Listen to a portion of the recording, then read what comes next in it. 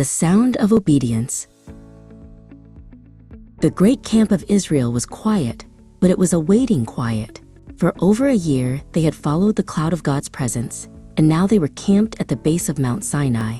My name is Cole, and I lived with my grandfather, Heman, a priest who served near the tabernacle. We were ready to move, but not by sight alone. Moses gave a special command: make 2 trumpets of hammered silver. These trumpets weren't for battle, but for guidance. They were the voice of God's direction, the sound of obedience. Only the priests, the sons of Aaron, were allowed to blow them. My grandfather Heman was a man of the trumpet. He taught me about the 3 sacred sounds.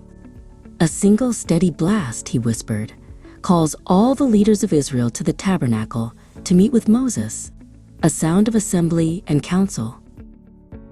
But a broken, jarring series of short blasts, he explained, his eyes sharp with purpose. That is the call to move.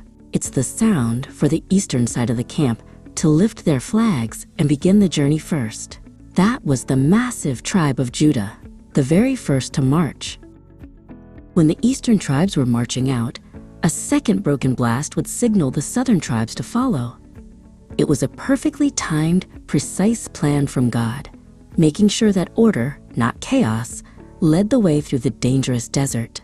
Each signal had a purpose. Cole watched the magnificent cloud resting on the tabernacle. It was the visual sign of God's presence, telling them to be ready. But it was the sound that gave the final, undeniable command for action, telling them when to step forward. Then, one midday, it happened. The cloud lifted, rolling up and moving slowly toward the unknown desert ahead. A profound hush fell over the million people. Every heart pounded, waiting for the sound that would shake the dust and call them to action. Tarat-tat-tat, Heman's trumpet, joined by the others, erupted in the first broken blast. It was a piercing, glorious sound of urgent obedience. Immediately, the standard bearers of Judah, Issachar, and Zebulun cried, "Up, let's go!" The people didn't question the direction. They didn't grumble about taking down their homes in the heat. They only knew the sound of obedience was a command from God Himself. They knew that following the sound meant following God's perfect, immediate plan. The trumpets continued to call them forward, one blast for one tribe after another.